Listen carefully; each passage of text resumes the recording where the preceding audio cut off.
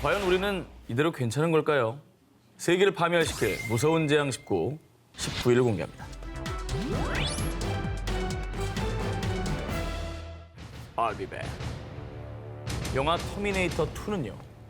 핵전쟁 이후 생존을 위해 기계와 싸우는 인간의 이야기를 담았습니다. 자, 그렇다면 실제로 핵전쟁이 일어난다면 과연 어떤 모습일까요? 그 어떤 파괴력은 상상을 불허하는 것 같아요. 그렇습니다. 진짜 핵전쟁이 무서운 건 당장 내일이라도 누군가 마음을 잘못 먹는다면 전쟁이 일어날 수 있다는 그 공포 아니겠습니까? 그렇죠. 2019년 2월에 분쟁 지역 카슈미르를 두고 핵 보유국인 인도와 파키스탄이 공습을 또 주고받았어요. 이게 얼마나 무서운 일입니까? 그때 전 세계가 벌벌 떨었잖아요. 예. 현재 핵보유 선언국은요. 미국, 영국, 프랑스, 러시아, 중국, 인도, 파키스탄, 북한 8개국입니다. 보유 선언은 하지 않았지만 이스라엘 역시 사실상 핵을 보유한 것으로 추정되고 있습니다. 2019년 1월 기준 전 세계가 보유한 핵무기는 무려 13,865개로 추정된다고 합니다. 진짜 어마어마한 양이네. 하나만 있어도 무시무시한데요. 네. 실제로 북핵 위기를 수차례 겪어온 우리나라 역시 핵전쟁으로부터 자유롭다고 할 수는 없습니다. 자, 그런 말이죠. 핵전쟁 발발 시 서울에 핵폭탄이 떨어진다면 과연 어떻게 될까요? 2004년 미국의 한 국제환경보호 시민단체의 분석에 따르면요. 1945년 미국이 일본 히로시마에 떨어뜨린 핵폭탄을 서울의 중심부인 용산에 투하한다면 말이죠. 폭발과 동시에 반경 1.8km 내의 건물뿐 아니라 약 30만 명의 시민들까지 모든 물질이 순식간에 녹아 증발해버린다고 합니다. 게다가 일명 죽음의 죄로 불리는 방사능 낙진으로 인해 2주에서 6주 내 사망자는 90만 명에 이르고요. 극소량의 방사능에 노출되더라도 평생 방사능 후유증으로 고통받을 것이라고 추정을 했습니다. 근데 저게 1945년이잖아요. 이제 막 핵폭탄이 개발됐을 때의 위력이 저 정도였는데 지금은 요새 거는 훨씬 더 파괴력이 클 거 아니에요. 그렇죠. 그렇겠네요. 자, 그 피해를 가늠해본 논문이 있는데요. 그래요? 2019년 10월 미국의 두 대학교의 공동 연구팀이 한 과학저널에 게재한 논문에 따르면요. 2025년 인도와 파키스탄 사이에 전면적인 핵전쟁 발발 시 최대 1억 2,500만 명이 사망할 것으로 추산했다고 합니다. 진짜 엄청나네요. 이건 뭐 재앙이라고밖에 할 수 없는 그런 사망자 수네요. 그렇습니다. 세계를 파멸시킬 무서운 재앙 19, 18위를 공개하겠습니다. 지구를 뒤흔드는 불의 보리. 들끓는 지구, 우리는 안전한가? 2004년 12월 인도네시아의 수마트라 해안에서 규모 9.1의 지진이 발생해 23만 명이 목숨을 잃었습니다. 2010년 칠레에서는 규모 8.8의 지진으로 500여 명이 사망했습니다. 그리고 2011년 2만여 명의 사망자와 실종자를 낸 동일본 대지진까지 끔찍한 비극이 이어져 왔는데요. 아, 정말 비극이었죠. 네. 우리는 땅에 붙어 사는 사람들인데 이 땅이 흔들린다면 이거는 정말 엄청난 공포인 거죠. 자, 그런데 지진으로 막대한 피해를 입은 이 나라들의 공통점, 바로 환태평양 조산대에 속한다는 것입니다. 태평양을 둘러싼 약 4만 킬로미터의 지역이 환태평양 조산대인데요. 자, 이 지역을 이으면 고리 모양이어서 일명 불의 고리로 불리고 있습니다. 자, 그런데 판 구조론에 따르면요. 지구를 이루는 10여 개의 판들의 경계 부분에서 지각 변동이 활발한데 특히 환태평양 조산대가 판의 경계에 모여 있어서 전 세계 지진의 무려 90% 이상이 이 환태평양 조산대에서 발생하는 거라고 합니다. 자, 그리고 우리 한반도는 유라시아판 내부에 위치해 있어서 환태평양 조산대에 속하진 않습니다만 절대 안심할 수는 없습니다. 2016년 9월 12일 대한민국을 대혼돈에 빠뜨린 사건, 바로 경상북도 경주시 남남서쪽 8km 지역에서 발생한 규모 5.8의 지진. 이것도 끔찍했죠. 남 얘기가 아닙니다. 이 경주 지진은 1978년 기상청에서 계기 지진 관측을 시작한 이래 한반도 최대 규모의 지진이었다고 합니다. 그리고 또 2017년 11월 포항 북구 북쪽 9km 지역에서 일어난 규모 5.4의 지진이 발생합니다. 이에 무려 2천여 명의 이재민이 발생했습니다. 그리고 건물 956채가 파손되는 등 막대한 피해가 발생했죠. 자, 그런데 말이죠. 놀라운 건 경주와 포항에서 발생한 지진이 2011년 발생한 동일본 대지진에 영향을 받았다는 주장이 나오고 있습니다. 그 영향으로 한반도에서 지진이 일어난 거예요? 그렇죠. 국내 전문가들에 따르면요, 동일본 대지진 당시 발생한 엄청난 에너지가 우리나라에까지 영향을 미쳤고요. 이 충격에 단층이 헐거워지면서 작은 충격에도 지진이 발생할 수 있다는 것입니다. 실제로 기상청의 한 지진 전문 분석관은 동일본 대지진 이후 한반도의 지진 빈도가 늘어났다고 전하기도 했습니다. 근데 사실 일본 같은 경우에는 뭐 그거에 대비해서 건물도 뭐 그런 설계를 많이 하잖아요. 내진 설계. 우리는 잘 안 하고 있지 않나요? 문제점 많을 것 같은데 우리나라는. 그렇습니다. 국내에서는 1988년이 돼서야 6층 이상 또 10만 제곱미터 이상 건물에 대해서만 내진 설계가 의무화되기 시작했습니다. 자, 그러니까 그 이전에 지어진 건물이 지진 위험에 크게 노출돼 있는 것이겠죠. 그리고 지진 때마다 나오는 이름이 있죠. 필로티 구조. 이 벽면이 없이 하중을 견디는 기둥으로만 설치된 개방형 구조를 말하는데요. 웬만한 빌라는 다 지금 네. 저런 구조잖아요. 그렇습니다. 그런데 이 필로피 구조에 내진 설계가 제대로 안 된 경우가 많다고 하는군요. 때문에 지진에 취약해 연쇄 붕괴 위험이 높은 것이죠. 아, 저렇게 되는 거예요? 기둥이 부서지면서? 근데 이게 한반도 어느 곳에 일어나도 저런 건물 많기 때문에 많아요, 너무 많아요. 이런 붕괴에 그대로 노출될 수밖에 없다는 거잖아요. 이건 남의 일이 아니네, 이거는. 끔찍한 재앙은 예고 없이 찾아옵니다. 안전 대비만이 더 큰 재앙을 막을 수 있습니다. 자, 이어서 다음 특종입니다.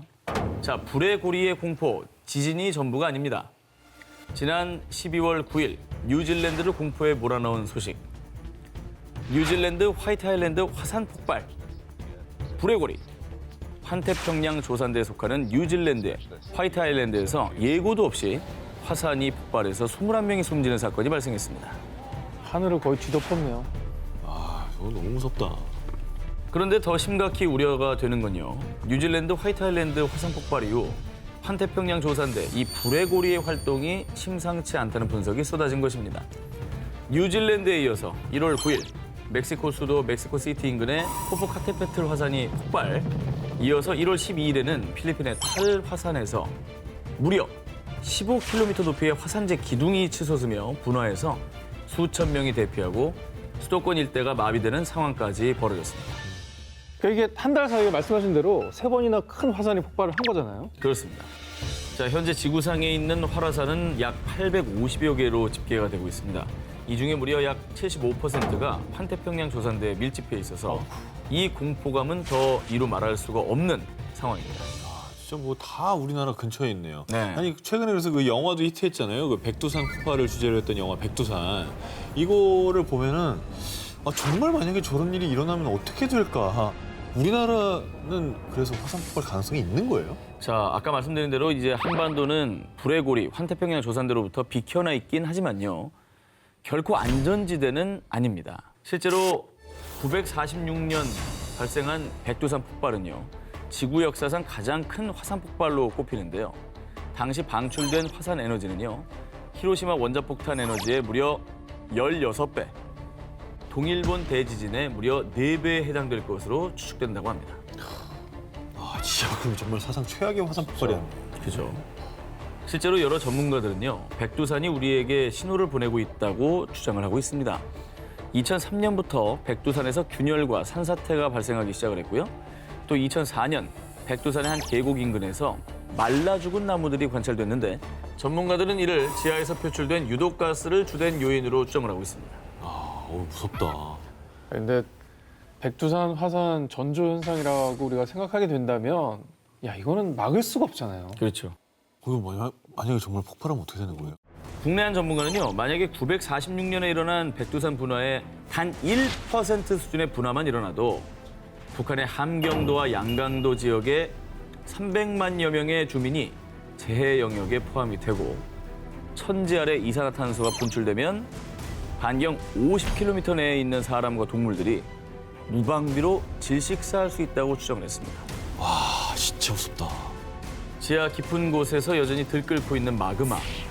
재앙을 미리 막을 수 있는 시스템 구축과 재해 대응에 대한 매뉴얼 반드시 꼭 마련돼야 할 것 같습니다.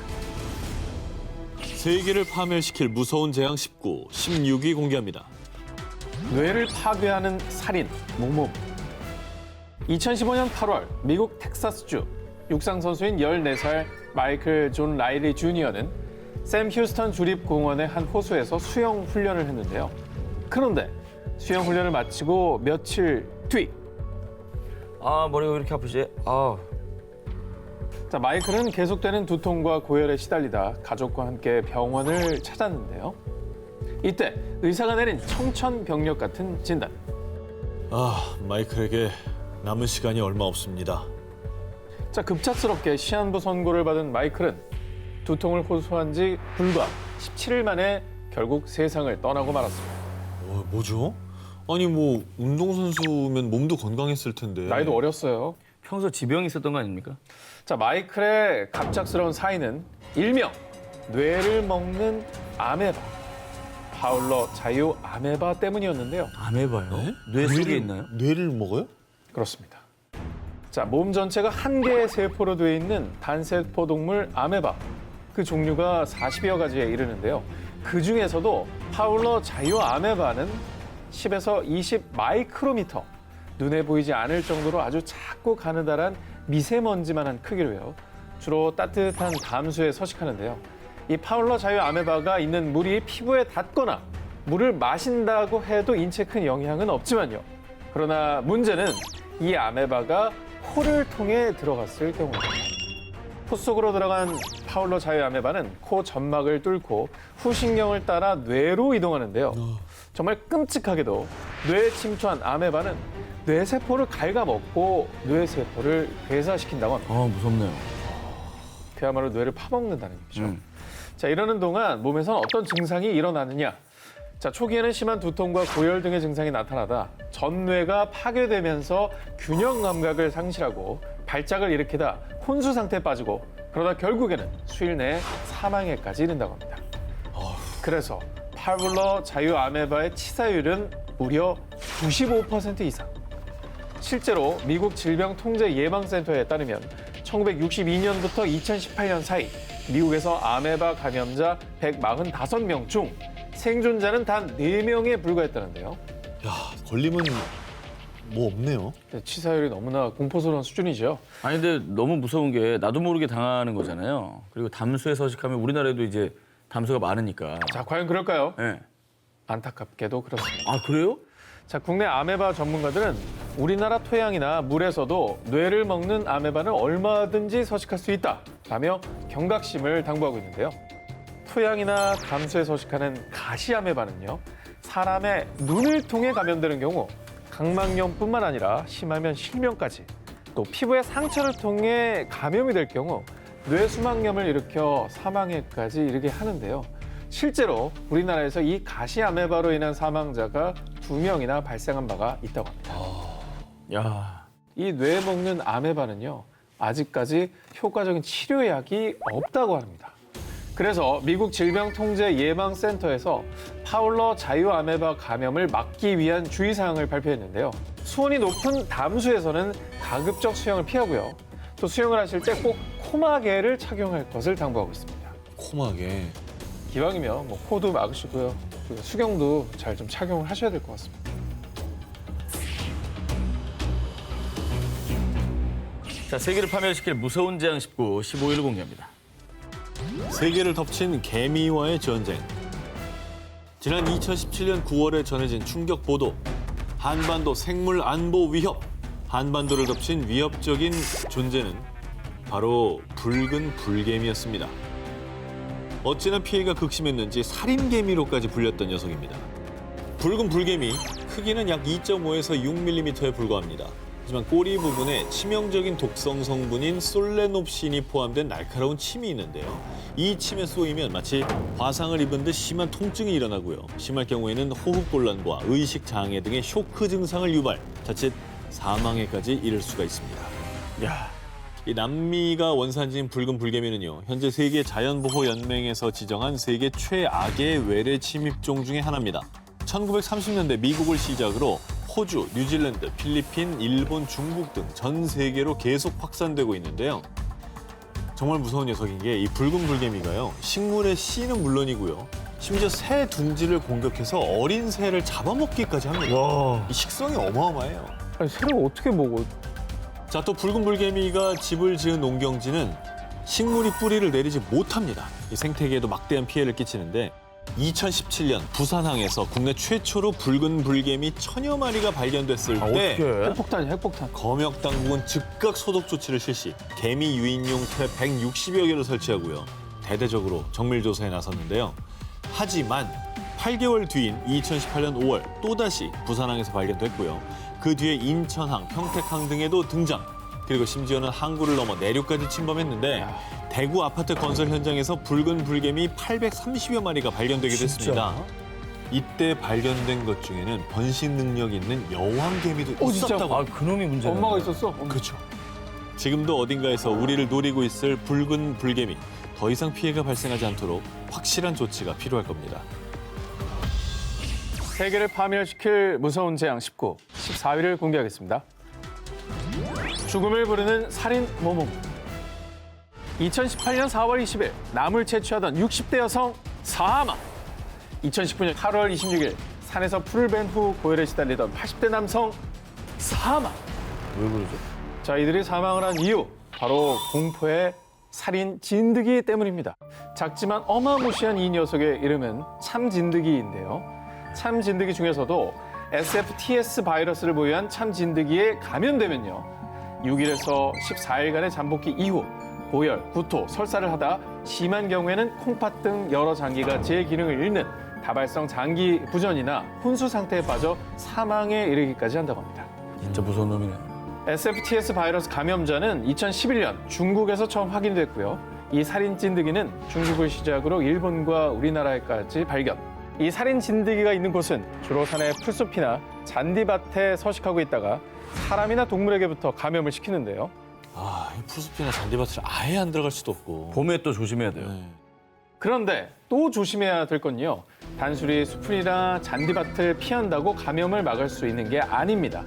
SFTS 바이러스를 보유한 참진드기와 직접적인 접촉이 없더라도 감염자의 혈액이나 타액으로도 전염될 수 있다고 합니다.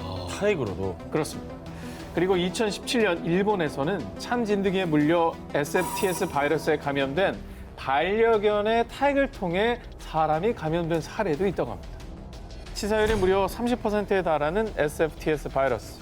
국내에서는 2013년부터 2018년까지 감염자만 866명, 그중 174명이 사망했습니다. 이게 사망률이 되게 높네요. 치사율 높네요. 네, 이렇게까지 무서운 건지는 정말 몰랐습니다. 그 진드기 앞에 살인자가 붙을 때는 이유가 있네요. 그렇습니다. 네. 그런데 작년 들려온 희소식, 바로 국내 한 대학 연구팀에 의해 SFTS 바이러스 감염을 예방하는 백신이 개발이 되었다고 하는데요. 자, 눈에 보이지 않는 공포, 살인 진드기. 올해부터는 살인 진드기로 인한 피해가 더 이상 일어나지 않기를 바랍니다.